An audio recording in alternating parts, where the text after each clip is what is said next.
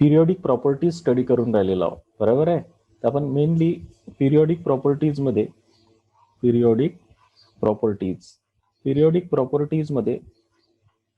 जी properties आपण study करून राहिलेलो आहोत, तर त्या कोणकोणत्या प्रॉपर्टीज आपण स्टडी करून राहिलेलो आहोत. एक आपण सुरुवातीला ॲटॉमिक साईज किंवा ॲटॉमिक रेडिया समजून घेतली आहे, बरोबर आहे. ॲटॉमिक साईज किंवा ॲटॉमिक रेडिया. दुसरी प्रॉपर्टी जी स्टडी करायची आहे ते आहे आयोनायझेशन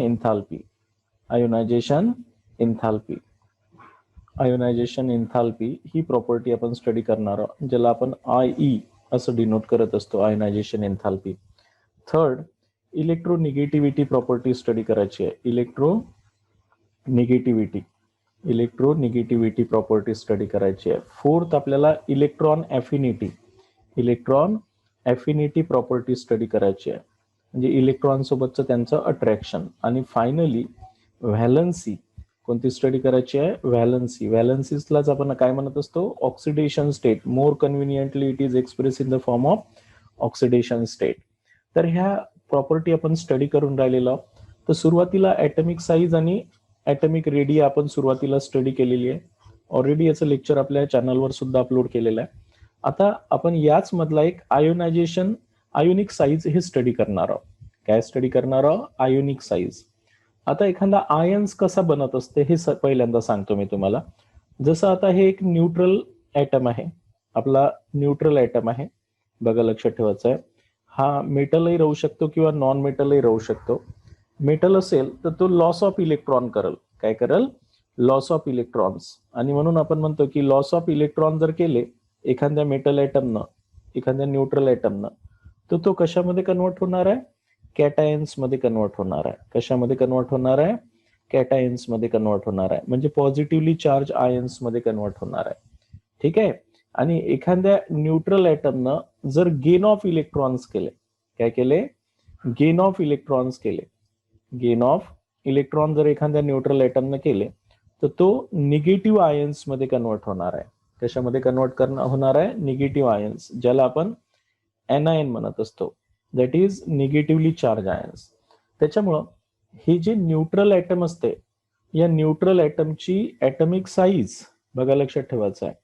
या न्यूट्रल ॲटमची ॲटॉमिक साईज आणि हे जे कॅटायन्स किंवा एनायन तयार होतात, या कॅटायन किंवा एनायनच्या आयोनिक साईज यांच्यामध्ये खूप फरक येते. बघा लक्षात ठेवायचं आहे. काय होते, खूप फरक येते. या आयोनिक साईज आणि या न्यूट्रल ॲटमच्या साईज मध्ये खूप जास्त फरक येत असतो. आणि म्हणूनच आपण कोणाची साईज स्टडी करून राहिलो, आयोनिक साईज स्टडी करून राहिलो. म्हणजे नेमकं तो कॅटायन झाला तर त्याची साईज वाढतो का कमी होते हे आपण स्टडी करणार आहोत, बरोबर आहे.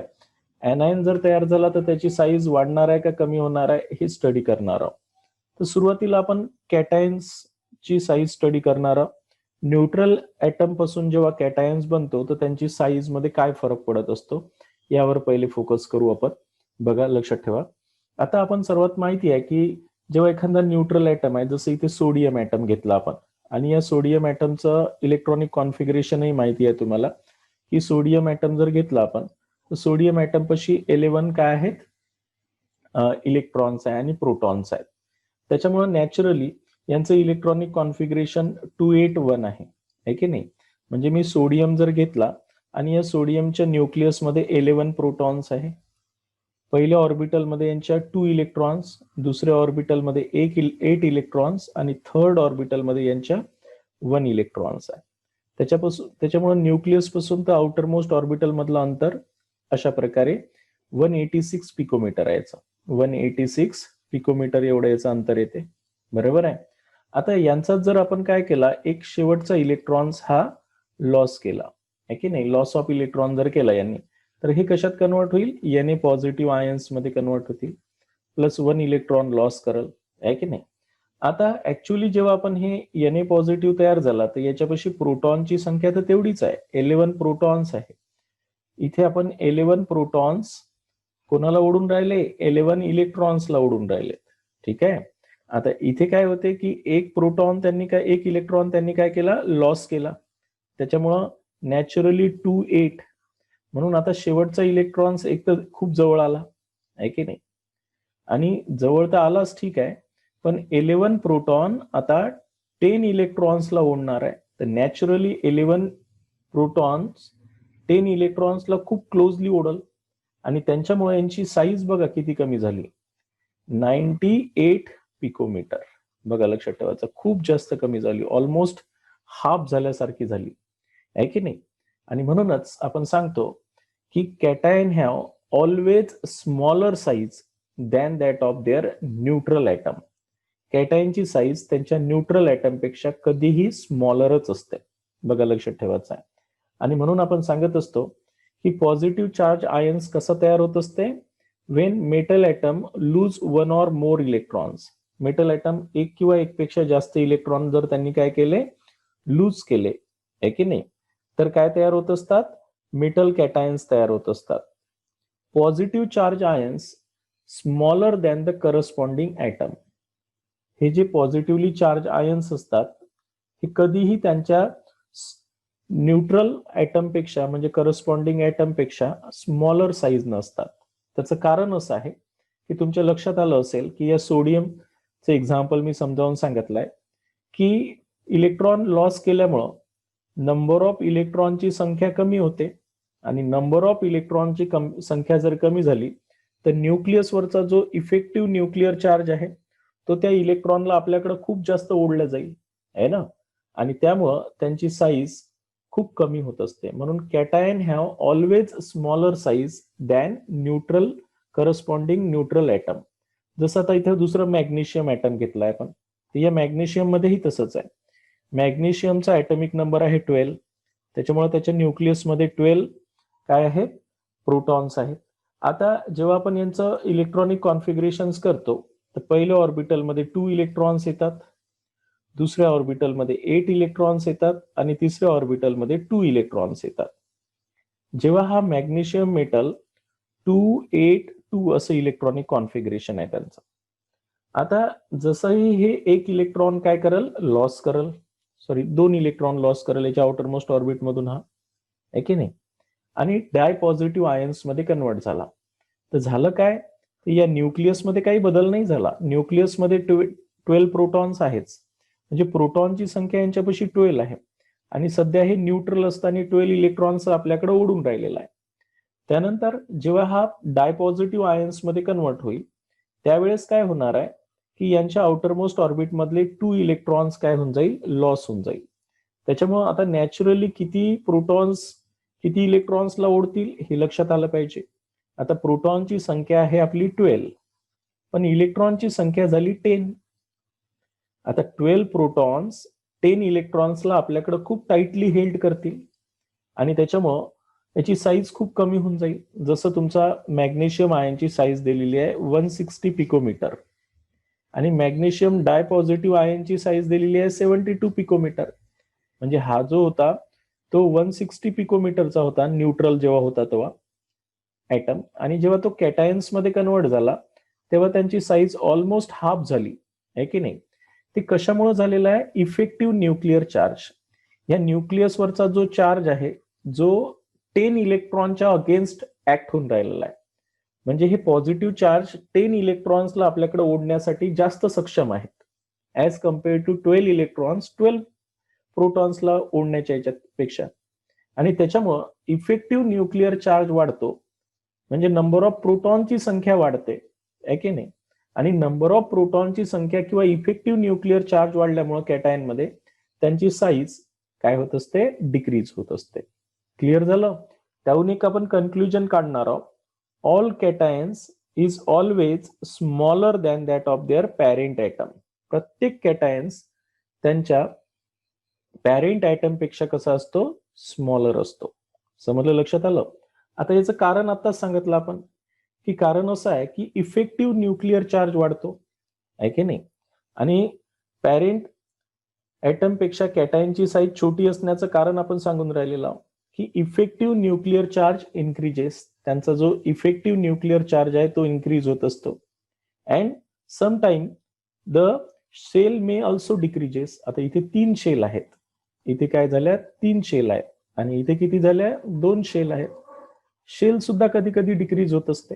आहे की नाही. आउटर मोस्ट ऑर्बिटमध्ये 1-2च इलेक्ट्रॉन असेल आणि त्याने ते पूर्णच इलेक्ट्रॉन देऊन टाकले, तर अंदरची सेलचा इलेक्ट्रॉन कन्सिडर केल्या जात असते आयोनिक साईज साठी, आहे की नाही. आणि म्हणून cation have always smaller size because their effective nuclear charge increases and sometimes the cell may also decreases. त्यांचे जे आउटरमोस्ट शेल असतात ते सुद्धा कमी होऊ शकतात 1-2 इलेक्ट्रॉन असेल तर. आणि that's why the cation have always smaller size than that of parent atom, parent neutral atom, आहे की नाही. म्हणून आपण इथे कन्क्लुजन्स काढलेलं आहे. The size of cation is smaller. कॅटायनची साईज काय असते, स्मॉलर असते, corresponding to the size of the atom. त्याचा जो करस्पॉन्डिंग ॲटम असतो त्यांच्यापेक्षा कधीही त्यांची साईज कशी असेल, कमीच असेल. आणि म्हणूनच तुम्ही जर एखादा कोणताही न्यूट्रल ॲटम घेतला, बघा मी असा कोणताही ॲल्युमिनियम जर घेतला, तर या ॲल्युमिनियमची size aluminium tri positive ions पेक्षा कधीही जास्तच असणार आहे. मॅग्नीज घेतला मी, मॅग्नीज डाय पॉझिटिव्ह आयन घेतला, तर हा यांची size manganese tri positive ion पेक्षा कधीही जास्त राहणार आहे. न्यूट्रल कोणताही ॲटम घ्या, कॅल्शियम घ्या, कॅल्शियम ॲटमची साईज कॅल्शियम डायपॉझिटिव्ह आयन्स पेक्षा कधीही जास्त राहील. म्हणून cation have always smaller size than that of their corresponding atoms. This is because the fact that the atom lose the electrons. तुम्हाला माहिती आहे की कॅटायन मध्ये इलेक्ट्रॉन काय केल्या जात असते, लूज केल्या जात असते. And laser number of electrons, त्याच्यामुळे नंबर ऑफ इलेक्ट्रॉनची संख्या काय होते, कमी होते. लेस नंबर ऑफ इलेक्ट्रॉन्स तयार होतात त्यांच्यापाशी, आहे की नाही. Than the number of protons, proton जास्त राहतात आणि इलेक्ट्रॉन कमी होतात. This result is increasing effective nuclear charge. आणि त्याच्यामुळं यांचा इफेक्टिव्ह न्यूक्लिअर चार्ज काय होतो, इन्क्रीज होत असतो. And that's why the size of cations are decreases. आणि म्हणूनच कॅटायनची साईज ही डिक्रीज होते, कमी होत असते than that of their neutral corresponding atoms. जसं इथे उदाहरणामध्ये आपण पाहूनच राहिला, सोडियम जर घेतला आपण, तर या सोडियम पाशी 3 इलेक्ट्रॉनिक शेल आहे. नंबर ऑफ इलेक्ट्रॉनिक शेल आता 3 आहे. सोडियम जेव्हा न्यूट्रल ॲटम असतो तेव्हा जेव्हा तो एक इलेक्ट्रॉन काय करतो, लॉस करतो, तर त्याच्यापाशी नंबर ऑफ इलेक्ट्रॉनिक शेल आता 2च राहतात.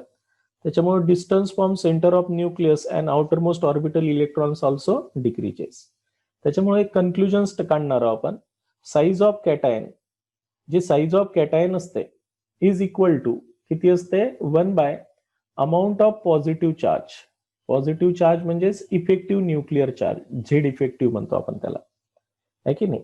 म्हणजे जितका पॉझिटिव्ह चार्ज वाढल आहे ना, तेवढी साईज काय होईल, कमी होईल. एखाद्या कॅटायनची जेवढा पॉझिटिव्ह चार्ज वाढल तेवढी त्याची साईज काय होणार आहे, कमी होणार आहे. जसं आपण इथं उदाहरणामध्ये घेऊनच राहिलो, मॅग्नीज न्यूट्रल ॲटमची साईज खूप जास्त राहणार आहे. मॅग्नीज डाय पॉझिटिव्ह आयनची साईज त्यांच्यापेक्षा कमी राहील. मॅग्नीज ट्राय पॉझिटिव्हची साईज त्यांच्याही पेक्षा कमी राहील.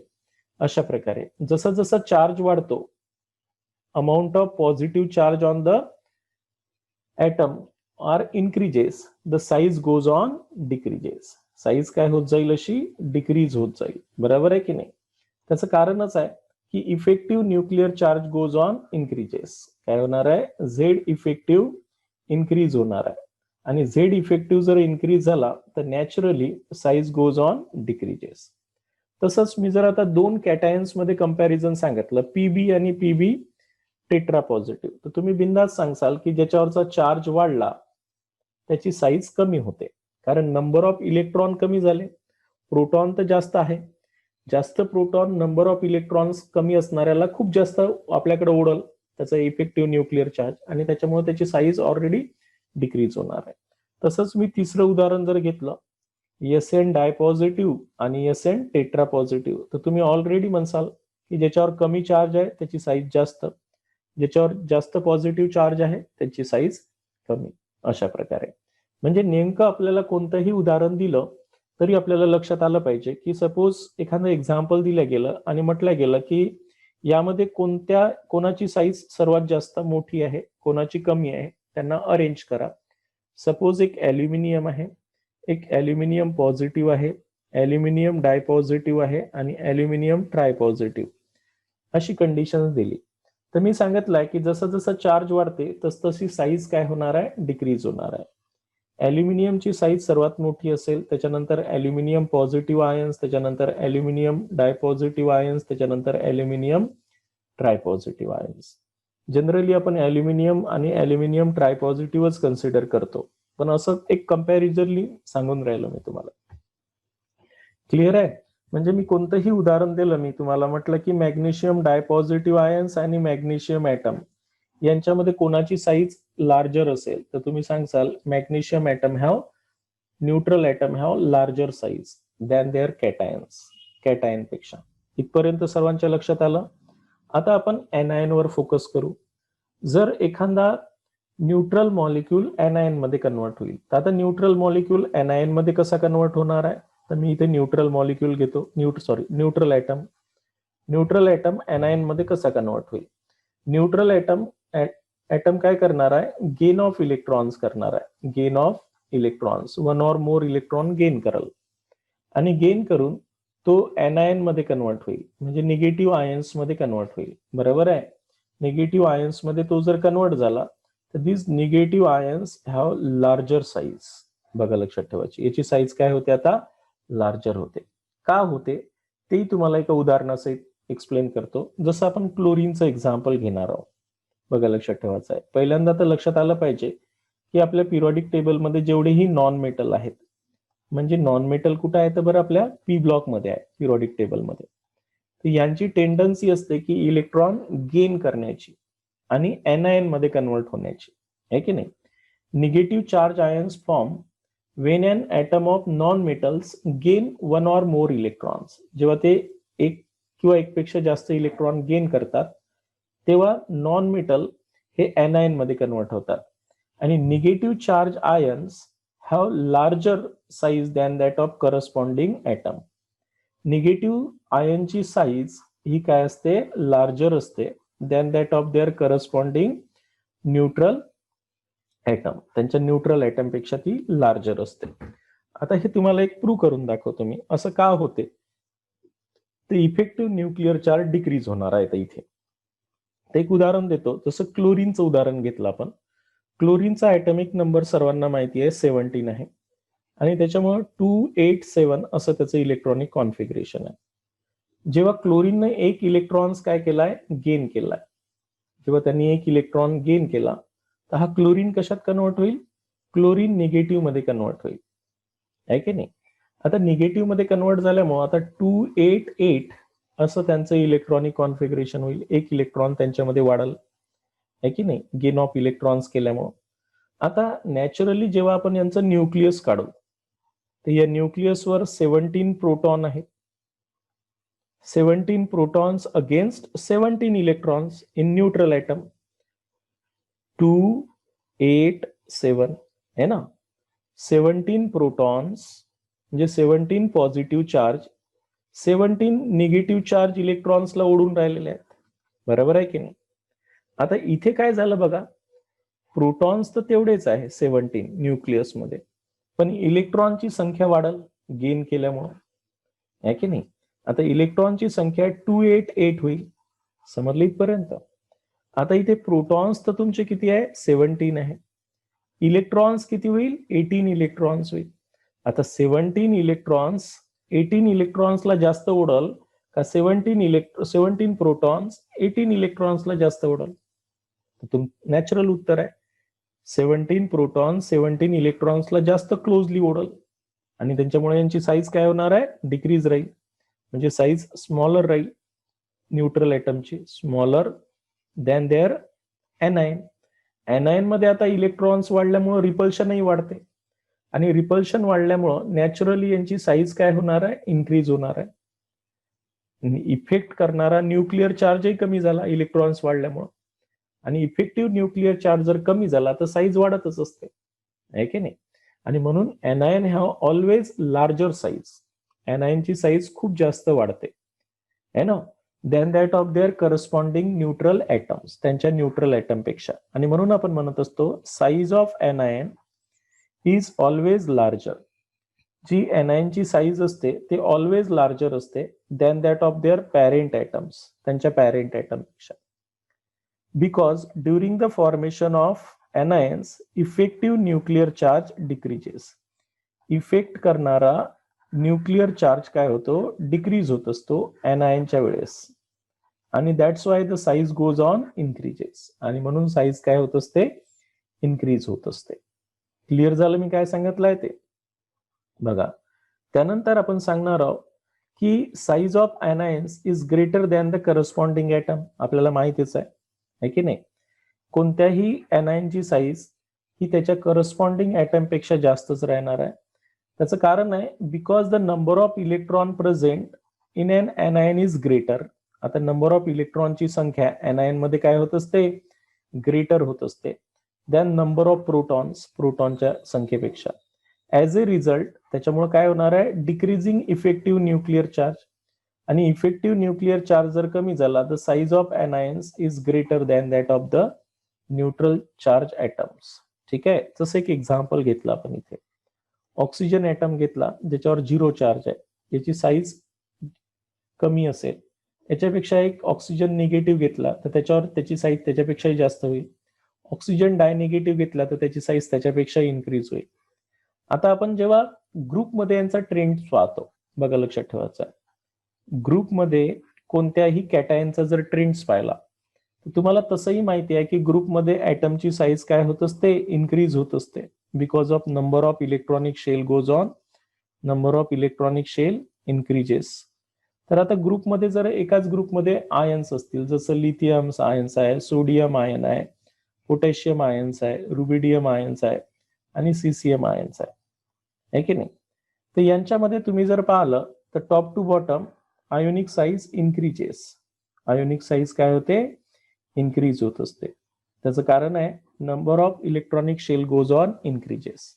आणि त्याच्यामुळं तुम्ही पाहाल आणि यांचे जर ॲटम घेतले तर यांची साईज ऑलमोस्ट डबल झालेली दिसते. इथे तुम्हाला चार्टमध्ये आहे, इथे न्यूट्रल ॲटम घेतले गेले आहे आणि इकडेच त्यांचे कॅटायन्स घेतलेले आहे.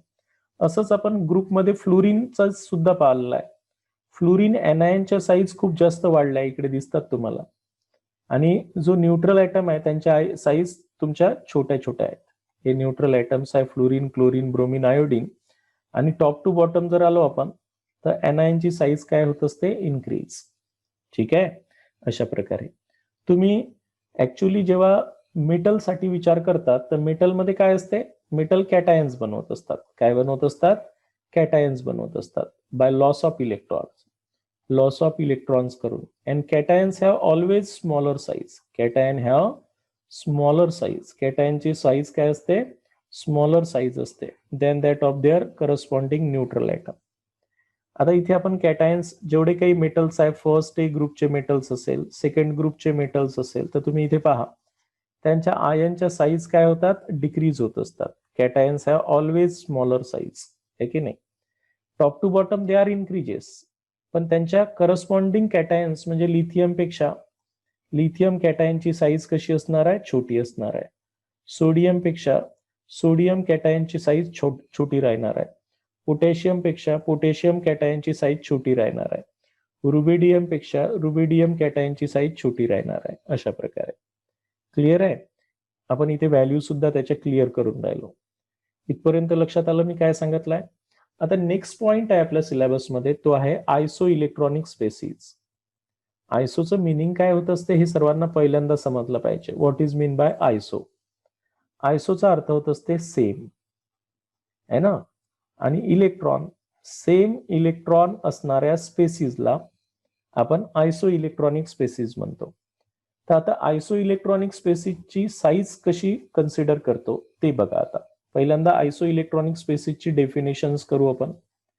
कशाला म्हणसाल isoelectronic species.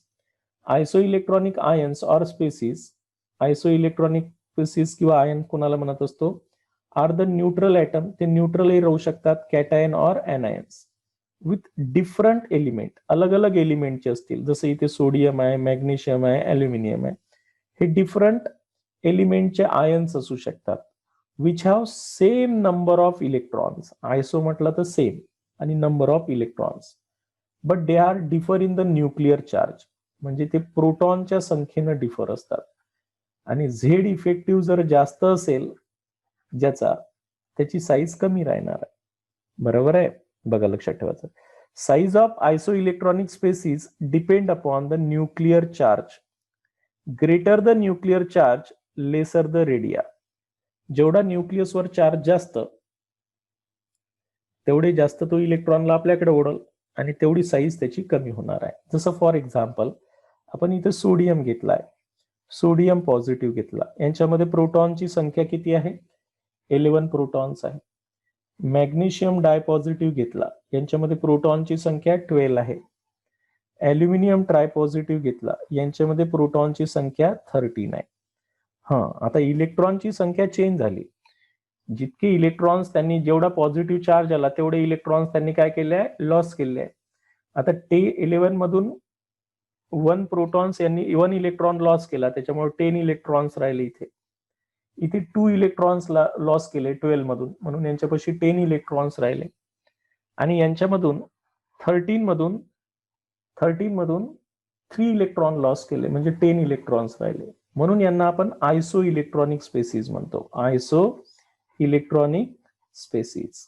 Isoelectronic species म्हणजे they have same number of electrons, यांच्यामध्ये सेम नंबर ऑफ इलेक्ट्रॉन्स असेल. Different ions having same number of electrons are called as isoelectronic species. आता इलेक्ट्रॉन सेम आहे पण proton सारखे आहे का? Effect करणारा न्यूक्लिअर चार्ज सेम नाही आहे. ज्यांचा न्यूक्लिअर चार्ज जास्त असेल ते आपल्याकडे क्लोजली त्या इलेक्ट्रॉन्सला ओढल आणि म्हणून त्यांची साईज सर्वात छोटी होईल. आणि म्हणून ज्याचा इफेक्टिव्ह न्यूक्लिअर चार्ज सर्वात जास्त असेल, जसं ॲल्युमिनियमचा इफेक्टिव्ह न्यूक्लिअर चार्ज इथे खूप जास्त आहे आणि त्याच्यामुळं ॲल्युमिनियम टाइटली इलेक्ट्रॉन्सला आपल्याकडे ओढल, त्याच्यामुळे त्याची साईज सर्वात छोटी राहील. मॅग्नेशियम थोडा कमी टाइटली ओढल, 12 इलेक्ट्रॉन्स आहे, 10 इलेक्ट्रॉन्सला ओढून राहिले. आणि सर्वात कमी ओढण्याचं काम कोण करल? सोडियम. त्याच्यामुळे sodium positive ions have larger size and aluminum tripositive ions have smaller size because Z effective more. Z effective जर काय असेल? more असेल, smaller the size, smaller size असते. त्याच्यामुळे आपण इथे लिहिलेलंच आहे, size of isoelectronic series direct inversely proportional to nuclear charge. ज्याच्या न्यूक्लियसवरचा चार्ज जास्त असेल, न्यूक्लिअर चार्ज जर काय असेल? जास्त असेल, their size goes on decreases, आहे की नाही? किंवा नंबर ऑफ प्रोटॉन ज्यांच्या न्यूक्लियस मध्ये जास्त असतील आयसो इलेक्ट्रॉनिक स्पेसिस मध्ये, त्यांची साईज काय राहणार आहे? स्मॉलर असेल. क्लिअर झालं? आता आयसो इलेक्ट्रॉनिक स्पेसिस वर काही एक्झाम्पल जर घेतले तर तुमच्या लक्षात येऊन जाईल. जसं आपण एक हायड्रोजन घेतला, एक हायड्रोजन प्लस घेतला आणि पहिल्यांदा आपण हायड्रोजन प्लस घेऊ, हायड्रोजन प्लस, हायड्रोजन आणि हायड्रोजन निगेटिव्ह असे घेतले. आता बघा, मला यांच्यामध्ये प्रोटॉनची संख्या सांगायची आहे. हायड्रोजनचा ॲटॉमिक नंबर 1 असतो, मास नंबरही 1 असतो आणि हे जे खालचा नंबर आहे प्रोटॉन आणि इलेक्ट्रॉनची संख्या दर्शवते, आहे की नाही? आता यांच्यामध्ये सर्वांमध्ये 1-1 प्रोटॉन्स आहेत, नो प्रॉब्लेम. इलेक्ट्रॉनची संख्या पाहायच्यामध्ये यांनी काय केलंय? 1 प्रोटॉन्स जो होता, आहे की नाही, यांच्यामध्ये जे प्रोटॉन्स होता, आता तो एक प्रोटॉन्स याच्यामधला कमी झाला, म्हणजे याच्यापाशी इलेक्ट्रॉनची संख्या एक इलेक्ट्रॉन कमी झाला. तर एक इलेक्ट्रॉन कमी झाल्यावर आता याच्यापाशी 0 इलेक्ट्रॉन्स राहणार आहे. त्याच्यानंतर यांच्यामध्ये 1 इलेक्ट्रॉन्स आहे आणि यांच्यामध्ये 2 इलेक्ट्रॉन्स आहे. आता तुम्हाला विचार पडल की यांची साईज कोणाची सर्वात जास्त? तर मी तुम्हाला ऑलरेडी सांगितलंय, एनायन हॅव लार्जर साईज. एनायनची साईज कशी असते? लार्जर असते. त्याच्यामुळे सर्वात मोठा ऍटम कोणता असणार आहे? H negative ion then neutral atom, neutral atom पेक्षा. आणि neutral atom has larger size than cations. This is the correct answer. आणि दॅट्स वाय आता आपण इथे डिक्रीजिंग दाखवला, इथे इन्क्रीजिंग दाखवलाय. सेम आहे मिनिंग. समजलं सर्वांना? अशा प्रकारे कळून राहिलं मी काय सांगून राहिला होते. म्हणून this anion have larger size, larger size आहे याची. इथपर्यंत सर्वांच्या लक्षात आलं असेल. डिक्रीजिंग ऑर्डरनं आपण साईज सांगून राहिलो, इथे इन्क्रीजिंग ऑर्डरनं दाखवलेली आहे. आन्सर सेम आहे. इथपर्यंत लक्षात आलं मी काय म्हटलंय ते. आता असाच ऑब्जेक्टिव्हचा क्वेश्चन आहे. हे सर्व क्वेश्चन्स तुम्हाला JEE नीट मध्ये विचारले जात असतात. Which of the following has the largest size, असे 4 ऑप्शन दिले गेलेले आहे. N ट्रायनिगेटिव्ह, O डायनिगेटिव्ह, K पॉझिटिव्ह आणि कॅल्शियम डायपॉझिटिव्ह. आता गडबड होते की आपल्याला विचारात पडते की याच्यातला कोणाची साईज जास्त असेल. तर सर्वात पहिल्यांदा हे सर्व आयटम्स लिहून टाकायचे, गडबड नाही करायची. हे क्वेश्चन खूप सोपे असतात. -2 आहे की नाही, पोटॅशियम +1 आणि कॅल्शियम डायपॉझिटिव्ह आहे की नाही. तर यांच्यामध्ये प्रोटॉनची संख्या पाहू आपण. नायट्रोजनचा ॲटॉमिक नंबर माहिती पाहिजे तुम्हाला, 7 असतो. 7 प्रोटॉन आहे. ऑक्सिजनचा ॲटॉमिक नंबर 8 असतो. पोटॅशियमचा 19 असतो आणि कॅल्शियमचा 20 आहे की नाही. अशा प्रकारे हे पहिले आपल्या डोक्यात आलं पाहिजे. त्याच्यानंतर नंबर ऑफ इलेक्ट्रॉनची संख्या पाहू आपण याच्यात. लार्जर साईज विचारलेली आहे की नाही. आता लार्जर साईज कशी काय ठरवसाल तुम्ही, तर इथे तर तुम्हाला आयसो इलेक्ट्रॉनिक आहे का पहिले पाहून राहिलो होतो आपण, तर हे आयसो इलेक्ट्रॉनिक नाही आहेत. आता जर हे आयसो इलेक्ट्रॉनिक नसेल, कारण इलेक्ट्रॉनची संख्या जर घेतली 3 प्लस वाढले म्हणजे 10 होईल, इथे 2 प्लस 10 होईल.